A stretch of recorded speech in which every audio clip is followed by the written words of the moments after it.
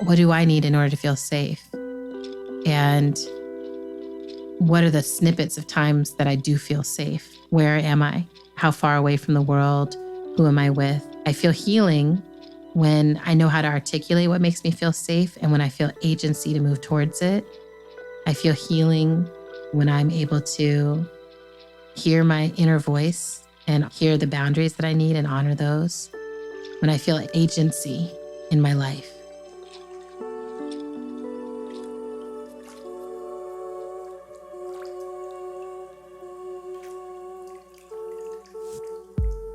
Hello, listeners. You are listening to The Sound Bath, and my name is Aja Monet. This podcast is brought to you by Lush Cosmetics.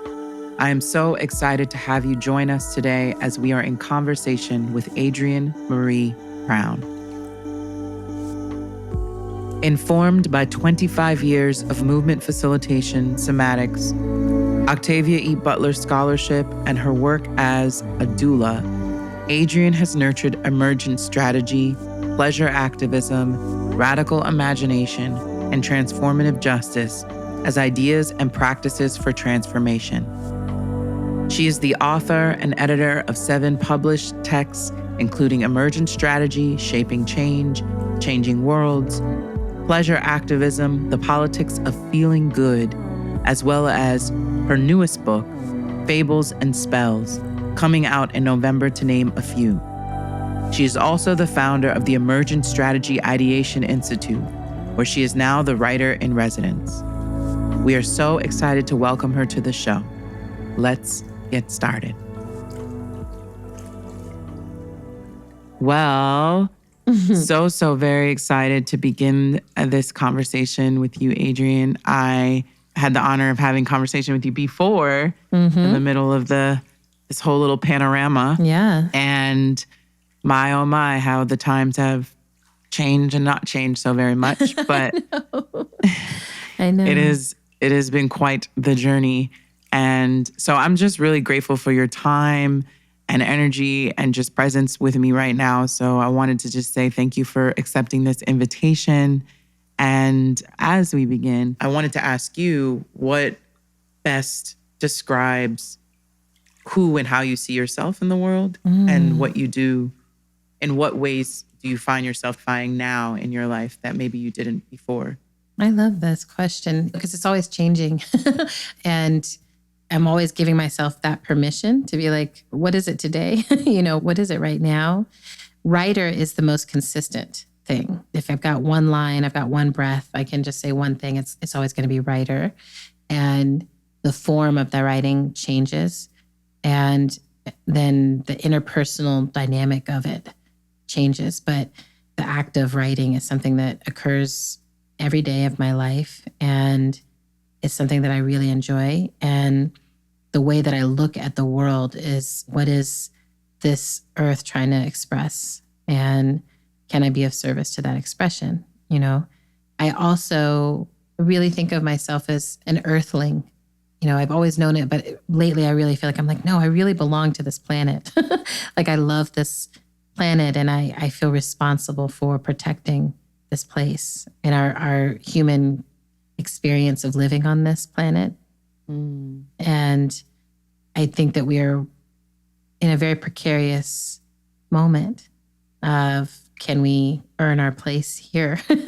Can we keep any compatibility? Can we stay here? Because I'm really into it. And when I feel grief, a lot of my grief is related to that question. Can I help other people fall in love with this place in time for us to still get to be here? So yeah, earthling writer. That sounds great. Yeah, it reminds me of Wole Soyinka has this interview or talk where he talks about how selfish he actually is. And yes. Because I think they're talking to him about like his stance on politics and all the things that he's done, to try to be vocal and put his actual body on the line for the things he believes in. Yeah. And it was so interesting to me that he was like, I like my peace. I really enjoy my peace. I love my solitude and stillness. I'm paraphrasing, of course, but me like fighting or resisting or speaking out is really a selfish desire to be able to be at peace. And I can't be at peace if you're over there like disrupting the world. I resonate with that so deeply. Me too. And so it made me think about, even when you think about the emergent strategy or these ideas of how you see yourself as a doula and a healer, while they're often seen as like these acts of service and giving, in what ways does it fill you? And in what ways does it serve also yourself?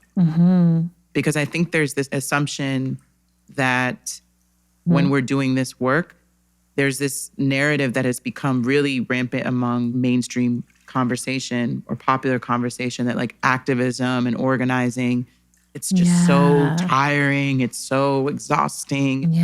And while that's really true, that while that's valid and there are days and there are moments and there are experiences, that is temporary. That is not like the most consistent state that I find myself in, at least. There's really a lot of beauty and joy, a lot that you get in giving. So I wanted to ask you, like, what are the ways that you feel you are fed and fueled by not just the real act of pleasure, but also the act of labor and fighting and showing up and being present and resisting? That's great. I feel like I work a lot. I love working.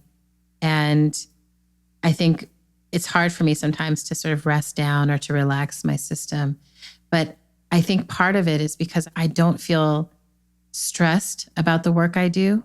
I'm tied into justice. Like I'm tied into being in a right relationship with this earth, and it changes how you sleep at night. So I am stressed because I'm still trying to help myself and others awaken to like, well, how do we do this? And not knowing the answer and not knowing that we'll get there in time, or the idea of justice that I think I grew up with, and the sense of urgency inside of it, and the sense of, oh, everyone's going to get to this place and we'll all like, realize where we're, what we're up to and what we need to do. That's not really going to happen. Like the forces that are working against that are loud and well-sourced, and they're not going to disappear. But the work that I'm doing is more important every day. The more people are not paying attention to this earth, the more important it is that I am. The more people are not attuned to justice for Black people, the more important it is that I sing. My role feels very, very clear inside of this time for me. And I think a lot of suffering actually comes from not having that clarity, right? Looking at the world and being like, oh, I don't know what to do, or, I'm overwhelmed. I don't have that experience. I have a list of 50,000 things that I could be doing at any given moment, all of which would be advancing justice. And a lot of the guidance or feedback, or maybe it's wisdom, but a lot of what I'm trying to offer is just like, dedicate yourself to this place. Earth needs you.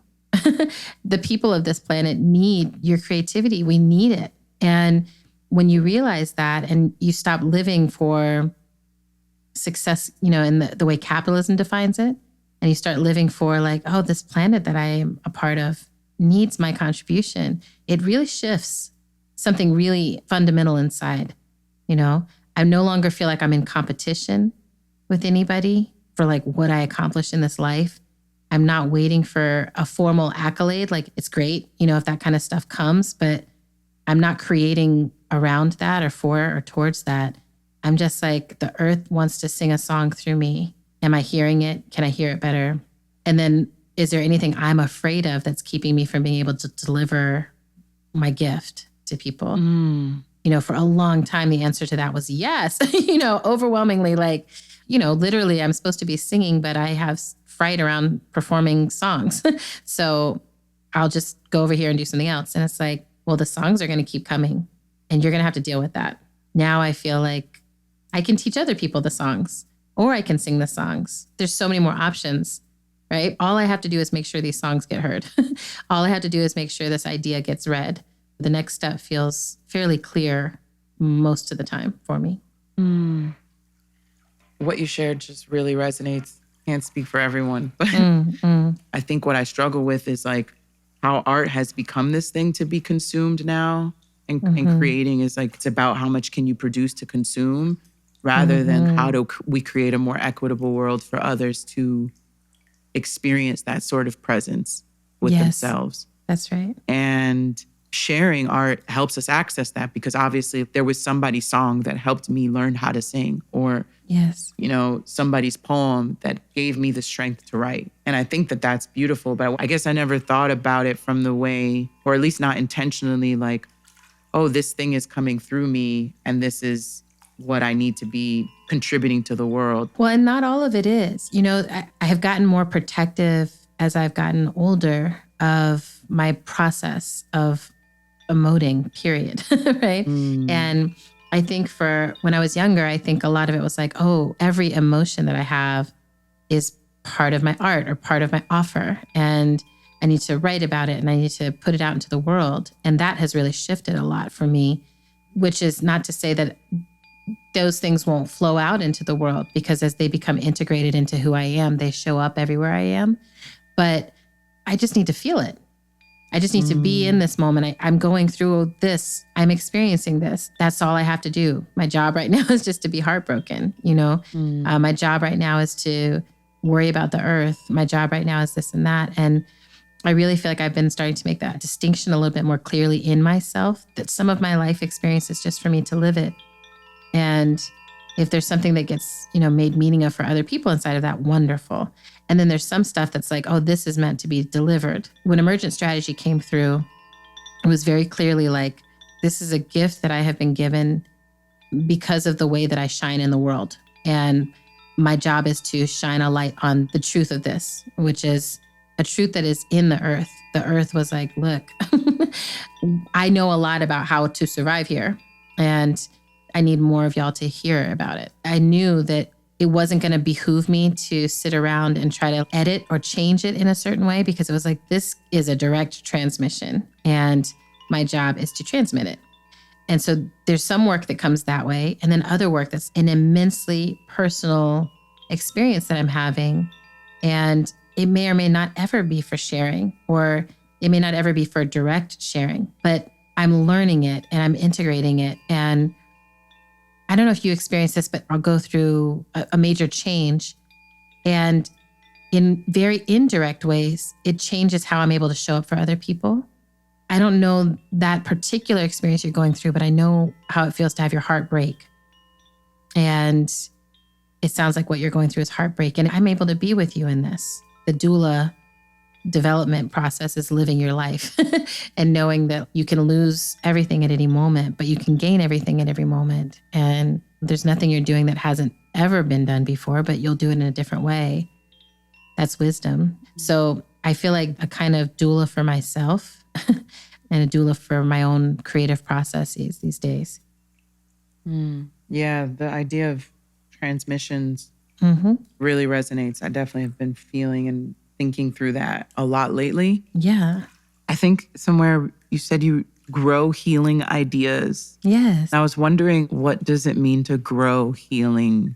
Like the idea of growing. I love that juxtaposition. I feel like when you experience healing, so much of what you're doing is your own process, and it's your process of growth. So that's how I experience my own healing. This whole experience of pain that I'm having is in some way to grow something up in me. And I can accept the assignment and I can grow. I can resist the assignment and I can struggle and suffer a lot. I can do a little bit of both and, which is usually my fave. Like I'm just sort of like, I'm not going to do it until I absolutely have to. But that's what being alive is growing and learning these lessons. And what I realized at a certain point was, I don't think of myself as creating these ideas in the same way, like when you plant kale in your backyard, you're not creating the concept of kale, but you are saying, I'm going to dedicate myself to watering this kale, and I'm going to make sure it's in a good place to receive maximum sunlight that it needs. And I'm going to protect it from bugs or whatever else I'm going to do to grow this to be healthy and nourishing. And it'll be a symbiotic relationship because I love kale. So I feel like that with these ideas where I'm like, okay, emergent strategy existed in the world. And I really believe that people were really paying attention to change since the beginning of human existence. I believe that there have been people who have been really tuned into pleasure since the beginning of existence. There have been people who've been deeply tied into how imagination can unlock new futures. All of those are things that have been here. And what I'm doing is being like, that idea is super nourishing for me. And it feels super nourishing for my community. And I'm going to grow that. I'm going to invest in it. I'm going to water it, seed it. I'm going to do everything I can do to make sure that it flourishes and try to be a good steward of the concepts that I've been gifted. And the work of it doesn't finish. Like growing versus being like, I originated this or created this. I'm like, emergent strategy, I'm still learning it all the time. I just did this song building workshop with a whole group of folks that I'm working with. And I learned so much about emergent strategy from how we were building the songs collaboratively. I write my songs in voice memos on my phone, usually while crying. So I was like, how am I going to bring other people into that experience? Mm-hmm. And then there we were doing it together and singing together and stopping and hearing the song and learning and listening. And it was such a sacred, beautiful experience and humbling, because I was like, oh, I'm not the only one who knows this heartbreak.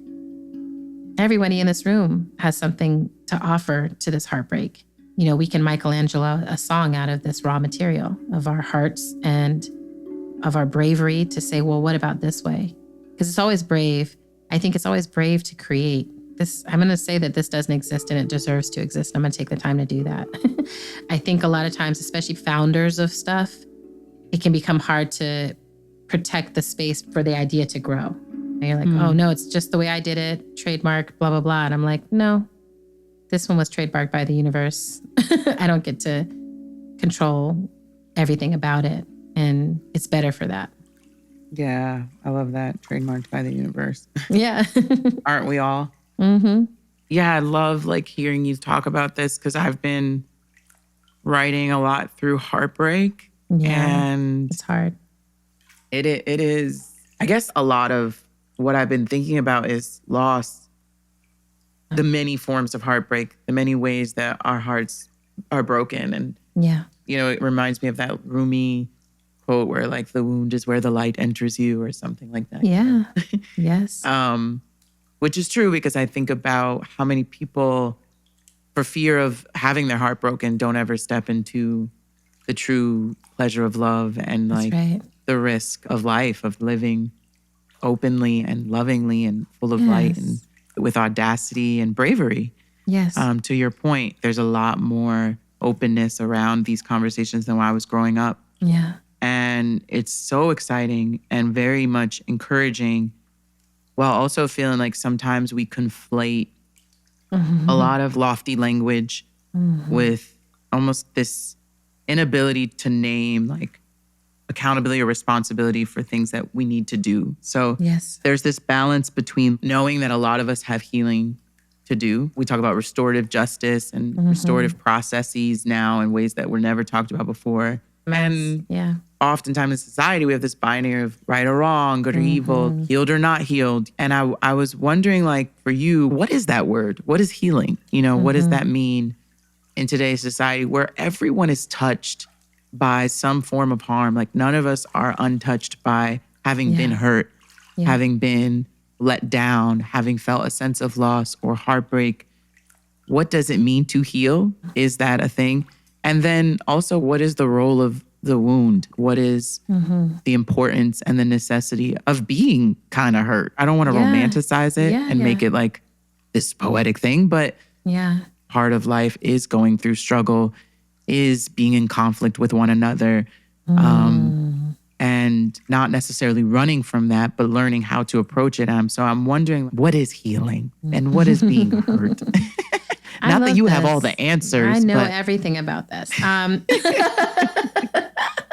mean, well, a few things always come to mind. But I think one of the biggest things for me is there's levels to this game. There is hurt that is inevitable. And then there is hurt that is unnecessary, extra, socialized, systemic hurt. So I think a lot of the big systems that we've been coming up in this movement moment have been trying to get at that bigger systemic harm. So we look at Black Lives Matter and Me Too and how people are trying to change this prison industrial complex, and even how people are shifting what happens with philanthropy, or tons of what's going on with how people deal with and don't deal with patriarchy. We recognize that this is not a natural pain. This is not just the pain that comes from like, I was alive and life comes with losing people because we all die and that's just a part of it. No. Someone created a system of extra pain. Mm-hmm. So when I think about healing, a lot of times I'm thinking about that extra pain. Something happened that was unnatural and it wasn't your fault and it shouldn't have happened. So part of our work in the realm of healing is to say, how can we recover? What would it look like to recover? Is recovery possible? And when I say recovery, it's like, I always go back, and this is what helps me move through the world all the time, is I often am looking at people like, you were a baby. You spent months inside of someone else's body who listened to you and thought about you and wondered what you were going to look like. Maybe they wanted you, maybe they didn't want you. The complications start right away. You came into this world not able to take care of yourself, and somebody or set of somebodies took care of you, right? And that humbles me every time. And then when I see kids, when I spend time around children, my focus is playing. I'm really about this playing. I was like that. They're so serious about their play. They're so serious about playing and create. Yeah. It's like my nibblings, every single time I see them, they have taken on a different specialty that is now who they are. Oh, I'm a singer. Now I'm a DJ. Now I'm a dancer. Now I'm this. Now I'm that. It's just like very seriously engaging in whatever the next thing is, with laughter and fun and love and all of that. We lose this. Many of us lose this along the way. What happens? And can we recover the part of us that's like, I'm here to create and to play and to experiment and to figure out what all this life has to offer and what part of that's going to come through me? I want to recover that. I want to recover my sense of safety. And not everyone gets that as a child. And I feel like that's one of the things, it feels like that's been slipping away more and more. But when I was a kid, I felt very safe. And my parents did a lot to create that experience for me. But I can make mistakes. I'm safe to mess up. I'm safe even if I fail this class and even if I disappoint my parents. Fundamentally, I'm still safe and I deserve to exist. So those are some of the things that I think certain trauma steals away from us. And healing is like recovering, oh, well, what would it feel like to feel safe again? For me, now at 44, what do I need in order to feel safe? And what are the snippets of times that I do feel safe? Where am I? How far away from the world? Who am I with? I feel healing when I know how to articulate what makes me feel safe and when I feel agency to move towards it. I feel healing when I'm able to hear my inner voice and hear the boundaries that I need and honor those. When I feel agency in my life. That's the biggest one for me, is this sense of I'm living a sovereign experience over here and I get to determine what's going to happen, So there's definitely a relationship between healing and power. The idea of it is to return your sense of power over your own life to you. So those are some of the things I think it is. And that's also why, for me, I think a lot of it does happen in community, is it's actually really difficult to recreate the conditions of safety if you don't have people around you who can have your back, right? It's hard to let down hypervigilance if you don't have anyone else who looks out for you. And it's hard to rest in the idea that you deserve to be here if no one fully knows you, if you feel deeply alone in your most intimate space. So I'm trying to learn that all the time. How can I be even more available for love and for connection? And when did that become unhinged in me? And there's a place for healing.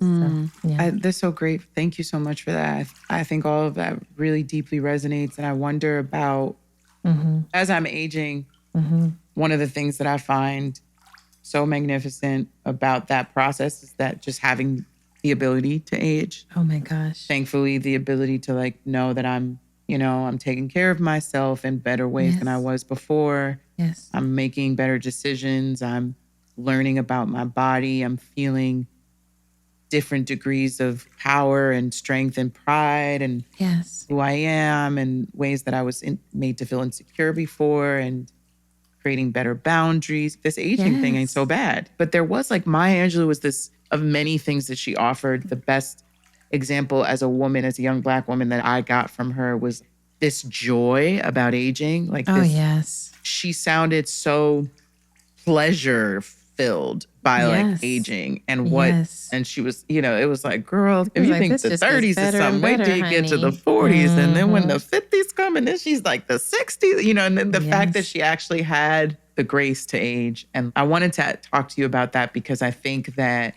this society really, really looks down on, we don't reward aging, which is so ridiculous to me because getting to be an elder is probably one of the greatest honors of life. So I wanted to ask you, what role has aging as a woman, as a person in this world, has it played in your pleasure, in your emergent strategy, in the ways that you see the work that you do? Because some of your insight is so profound.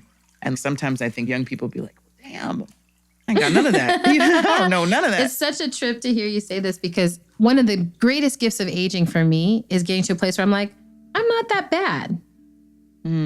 And you brought up earlier this idea of being a good person or a bad person. For such a long time, my reaction to socialization was I'm mediocre. You know, I just felt like I constantly was arguing with myself about my right to take up space and my right to exist. And did these people think I was worthy? Did these people think I was smart enough? I was so externally defined. And that made me very insecure and it made me very miserable. And the greatest gift for me of aging has been, maybe I'm mediocre, but it doesn't actually matter what anyone else thinks about it. Like, what matters is all the success I've had as an adult has been kind of striking out and just being like, I'm going to try this. I'm just going to try it. And I'm not going to really care too much what anyone else thinks about me trying it. I need to try it. I need to just see. Emergent strategy was like that. I have done movement the way I was told to do it. It doesn't work. And that might upset a lot of the people who politically developed me or the people that I'm working with right now. And yet I have to just try out what happens if I listen to different teachers. And the result is this methodology that works. And it doesn't work because I'm so smart. It works because the universe is so well designed for collaboration and for changing, right? That's in the design. And I think as we get older, we realize we're also part of the design. Me having my heart broken even, that's part of the design of this experiment, is taking risk and experiencing loss and learning from that. I don't know why that's part of the design necessarily. You know, I definitely have moments where I'm in it and I'm just like, I could have done without this lesson. You know? But I also love that with age, you start to see your own patterns. So now when things happen, I'm like, oh, girl, there you are doing that thing. And you do that thing because of shaping that's been with you since you were 2. And I have a lot more patience with myself. I'm more self-interested in the way of literally just being like, well, Adrienne, what do you think about this? What's your opinion? What do you need here? I just pay attention to that much more than the external voice. What does everyone else in this circumstance need? And what do they think of what I need? And what do they think of what I'm thinking? Aging in that way has been a massive gift.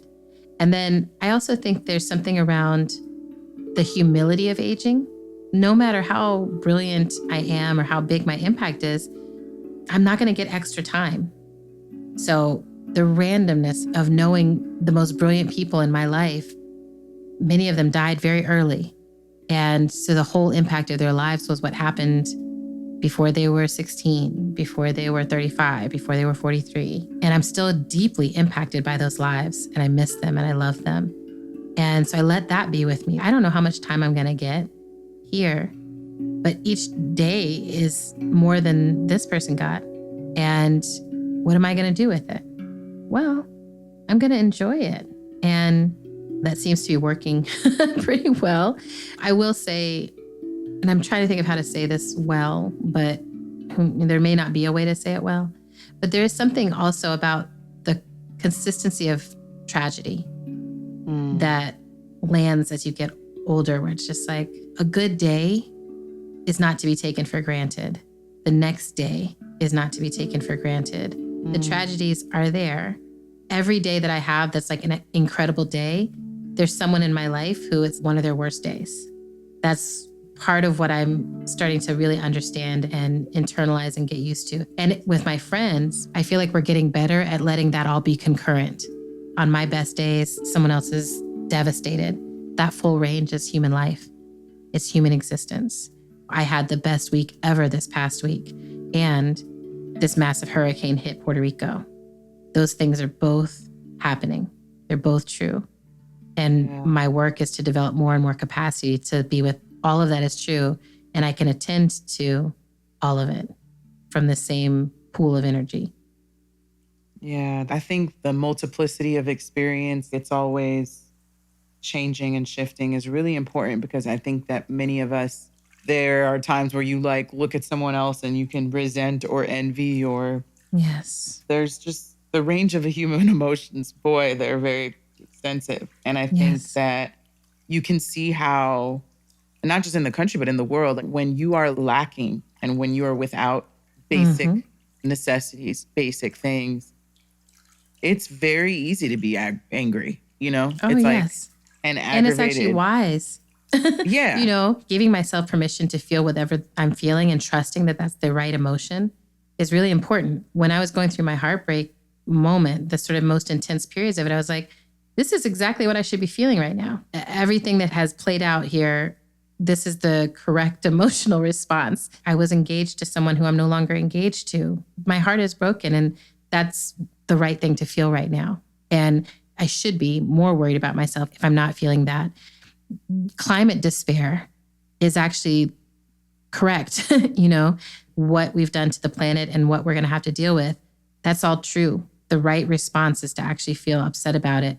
If you're living in poverty inside the richest nation in the world, being angry about that is completely correct. To me, it's not about it's okay or justifying. It's like, no, that's the right feeling. Then what do you do with it? I'm not going to do anything with it that continues to empower those who are putting me in this circumstance.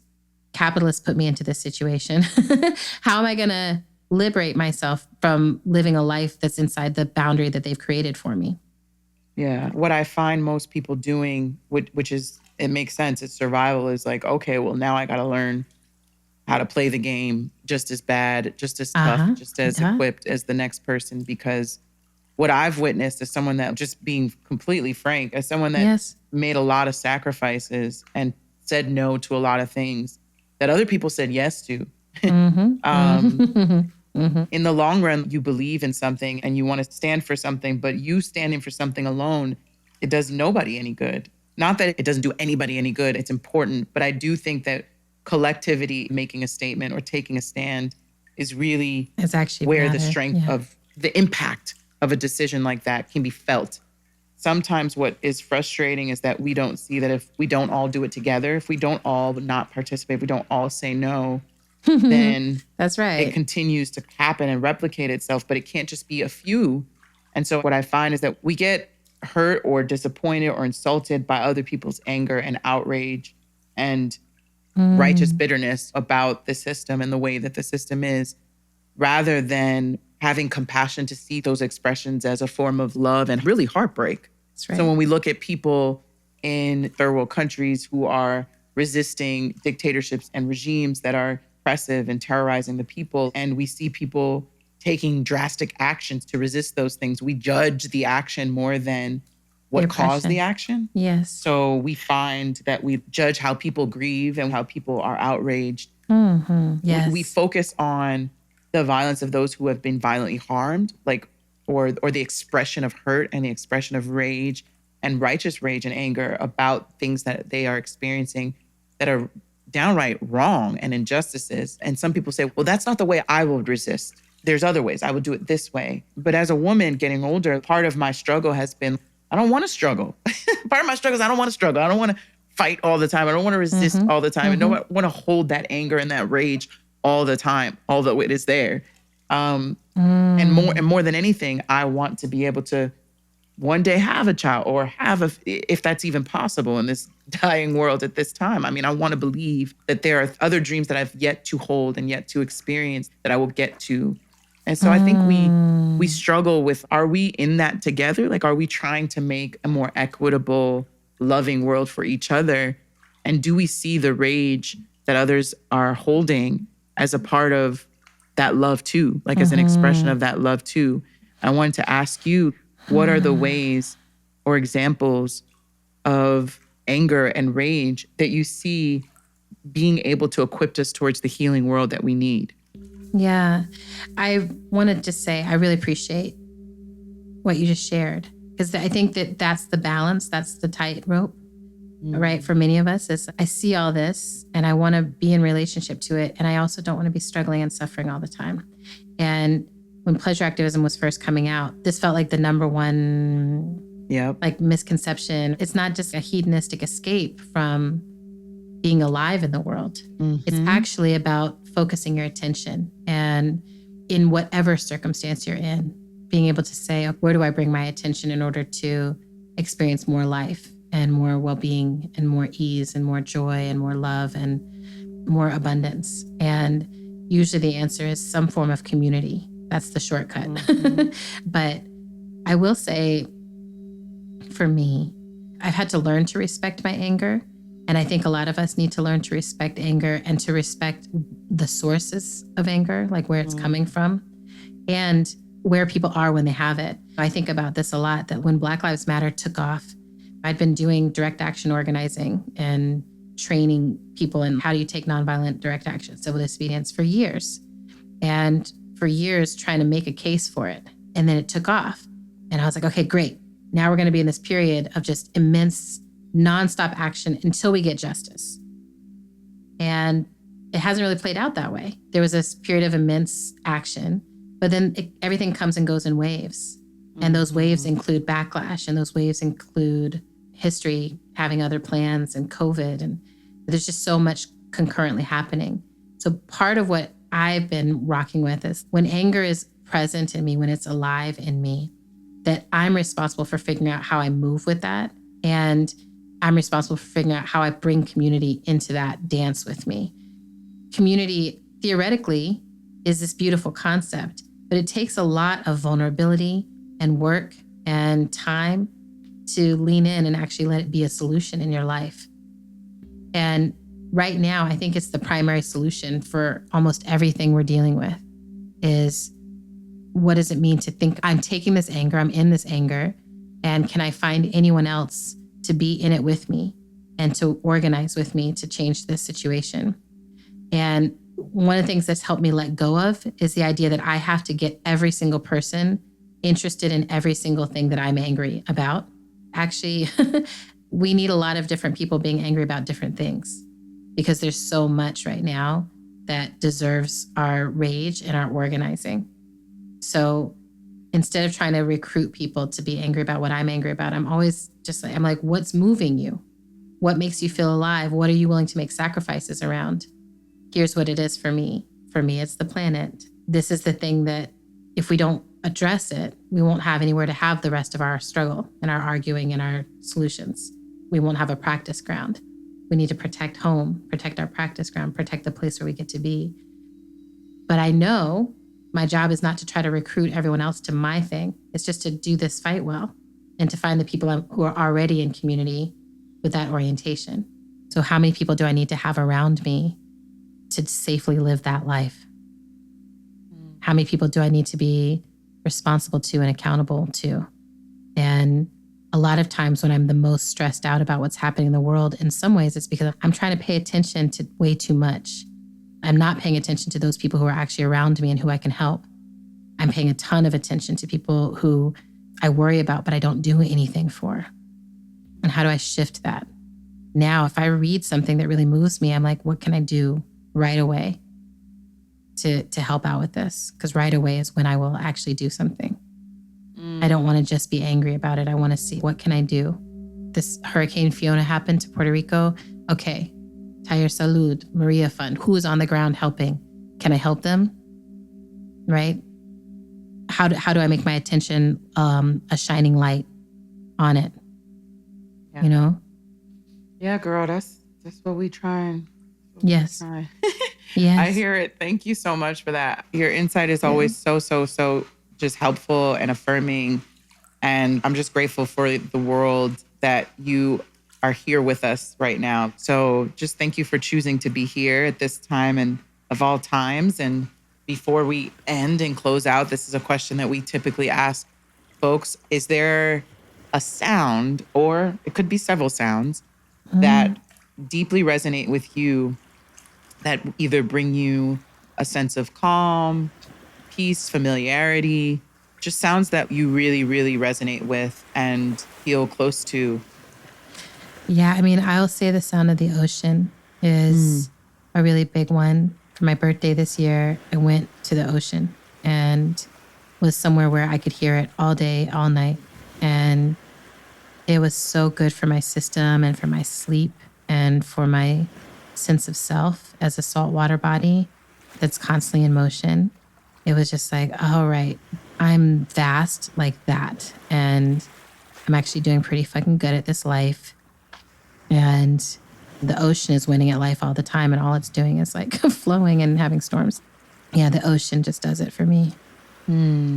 Yes, I love it. Oh, Adrienne, I can't wait Okay. to see you in the flesh and actually hug you. Oh yeah, we got good hugs coming. Yeah. I look forward to it. So I'm going to manifest that something in the universe makes that happen soon. Thank you for your time, your Thank thoughtfulness, your insight, your energy, all that you do in the world. Thank you. Okay.